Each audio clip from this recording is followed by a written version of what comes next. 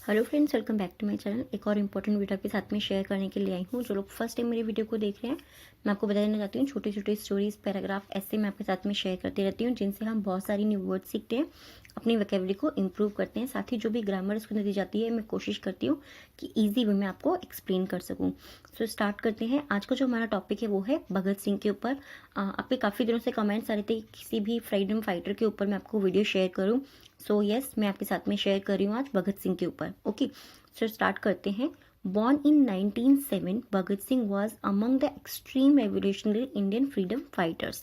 Okay, born in 1907, 1907 यानी कि 1907 में जन्मे भगत सिंह वॉज मीन्स थे। ओके, 1907 में जन्मे भगत सिंह वॉज मीन्स थे।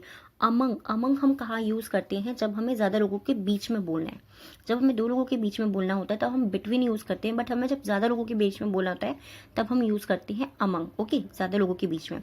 द एक्सट्रीम, एक्सट्रीम मतलब चरम। रेवोल्यूशनरी यानी कि क्रांतिकारी, रेवोल्यूशनरी मीन्स होता है क्रांतिकारी। इंडियन मीन्स होता है भारतीय। फ्रीडम यानी कि स्वतंत्रता या आज़ादी, और फाइटर्स यानी कि सेनानी या फिर लड़ाका। लड़ाका भी हम बोल सकते हैं, वो भी करेक्ट होगा। मैं आपको हर वीडियो में ये चीज़ बोलती हूँ कि सिर्फ जो कुछ ही स्पेसिफिक वर्ड्स होते हैं सिर्फ उन पे ध्यान मत दीजिए, और भी अगर आपको लगता है हिंदी में हो या इंग्लिश में हो, अलग अलग वर्ड्स को आप देखते रहिए। सो भगत सिंह वॉज मीन्स भगत सिंह थे। जो भी जितने भी भारतीय स्वतंत्रता सेनानी थे, उनमें जितने भी भारतीय स्वतंत्रता सैनिक के क्रांतिकारी थे, उनमें वो चरम पर थे, उनमें से, यानी कि उन सब के बीच में वो चरम पे थे। इस तरीके से आप बोल सकते हैं इसको। अगर इसको हम ट्रांसलेट करेंगे तो उसका मीनिंग अलग हो जाएगा, बट जब हम एक एक वर्ड को ट्रांसलेट करते हैं तो हम इजीली उसको समझ पाते हैं। He was a largely controversial. He मतलब वह, वॉज मीन्स थे, और मीन्स एक, लार्जली मतलब बहुत ज़्यादा या बहुत हद तक, हम बोलते हैं ना कि बहुत हद तक या बहुत ज़्यादा। कॉन्ट्रोवर्शियल मतलब होता है एक विवादास्पद, यानी कि कॉन्ट्रोवर्शियल जो शब्द होता है इसको हम ज़्यादातर नेगेटिविटी के लिए यूज़ करते हैं। मोस्ट ऑफ द टाइम इसको नेगेटिव बोलने के लिए यूज़ किया जाता है, ठीक है। दो respected figure in the freedom struggle of India.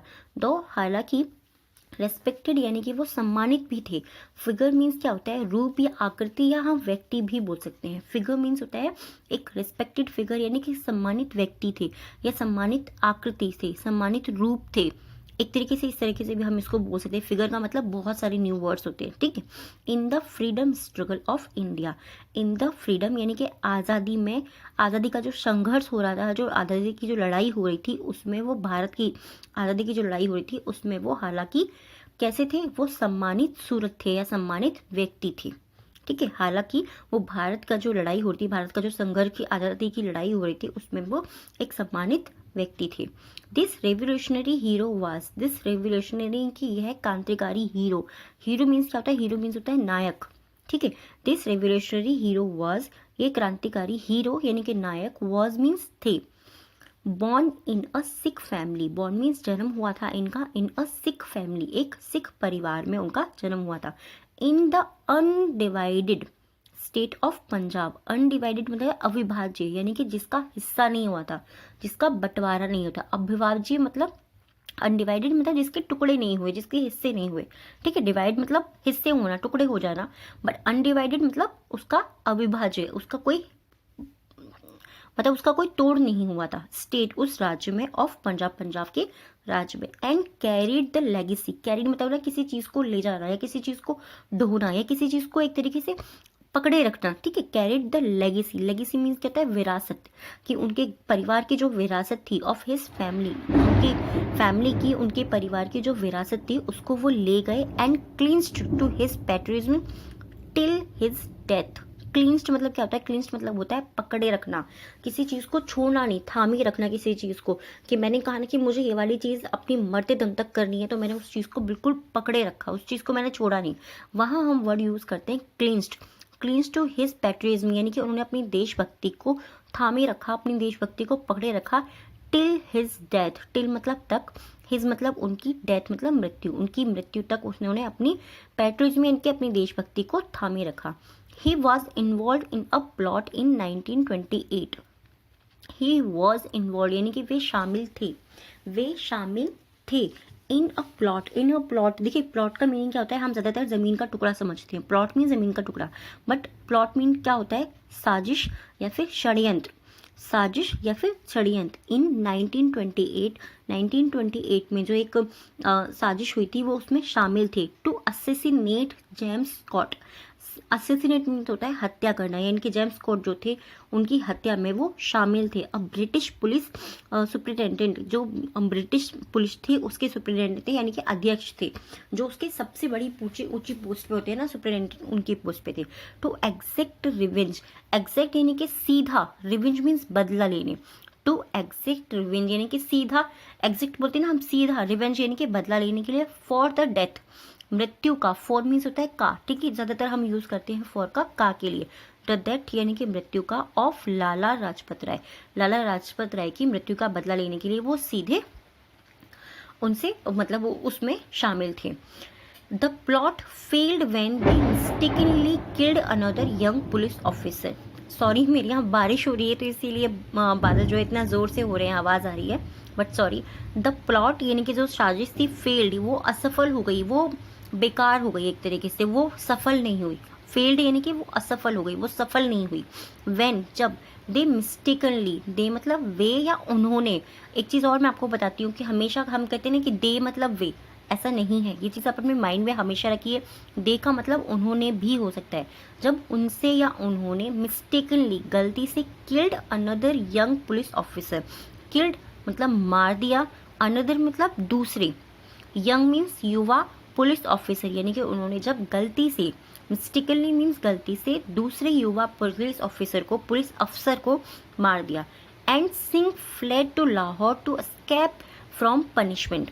And Singh, Singh means यहाँ पर हम किसको बोल रहे हैं, हम भगत सिंह के बारे में पढ़ रहे हैं, तो यहाँ पे सिंह का सीधे सीधा मतलब क्या हो जाता है, भगत सिंह।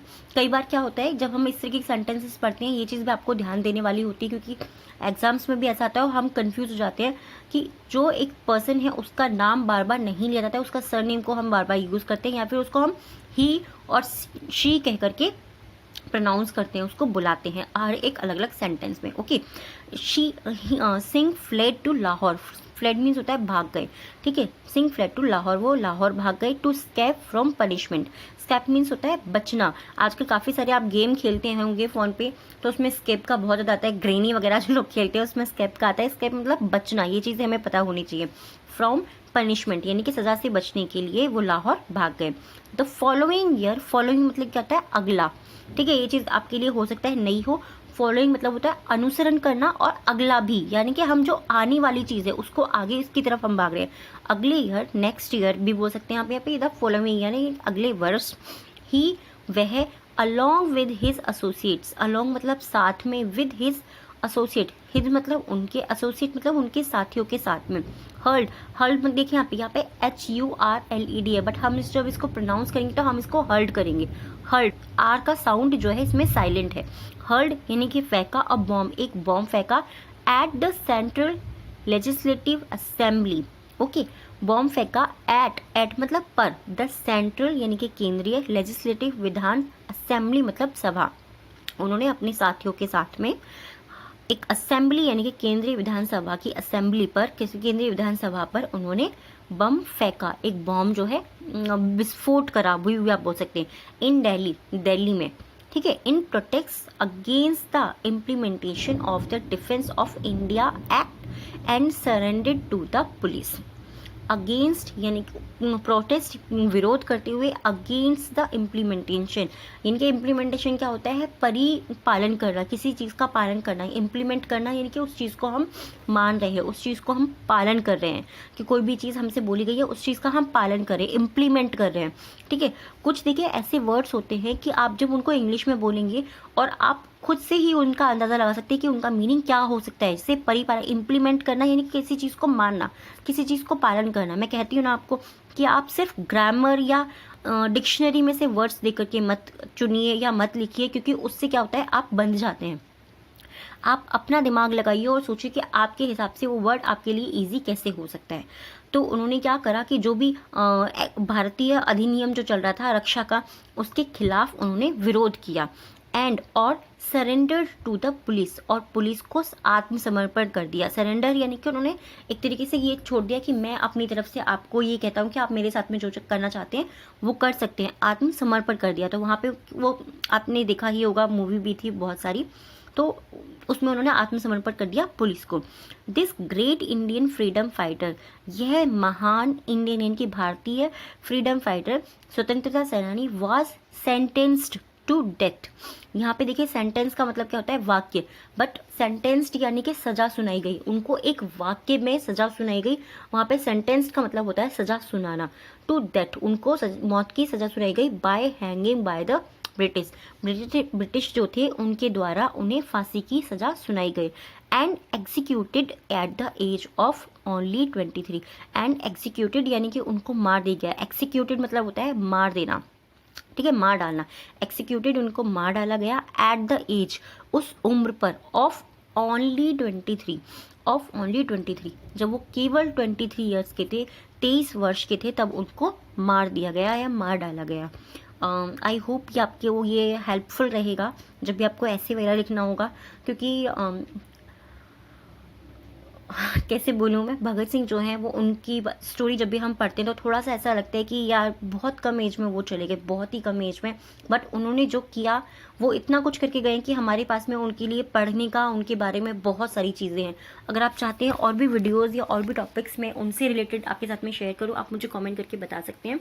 सो येस, अब देखिए टाइम है हमारे 3 वर्ड्स का, जिनसे जो है आपको टेंस बनाने हैं। आप पास्ट में, फ्यूचर में, प्रेजेंट में किसी में भी टेंस बना सकते हैं और उसको कमेंट बॉक्स में ज़रूर लिखिएगा। और इससे आपकी वोकैबुलरी भी इम्प्रूव होती है। अब तक हम ना जाने कितने सारे वर्ड्स इसमें सीख चुके हैं और आपके कमेंट्स आते हैं, मुझे काफ़ी ज़्यादा अच्छा लगता है। फर्स्ट वर्ड जो है वो है एक्सट्रीम। एक्सट्रीम मीन्स होता है चरम। ओके, इससे आपको सेंटेंस बनाना है, कमेंट बॉक्स में लिखना है। सेकंड है कंट्रोवर्शियल यानी कि विवादास्पद। एंड थर्ड है प्लॉट। प्लॉट मीन्स होता है साजिश। ओके, अब टाइप है हमारे डिक्टेशन वर्ड्स का। सो फर्स्ट वर्ड है, आप डिक्टेशन को भी कमेंट बॉक्स में लिख सकते हैं और जो लोग अपनी नोटबुक में लिखते हैं वो नोटबुक में लिख सकते हैं। आई होप आपको बहुत ज़्यादा हेल्प हो रही है इस चीज़ से और मुझे आपके कमेंट्स पढ़ के बहुत ज़्यादा अच्छा लगता है। सो फर्स्ट वर्ड जो है डिक्टेशन का वो है रेवोल्यूशनरी।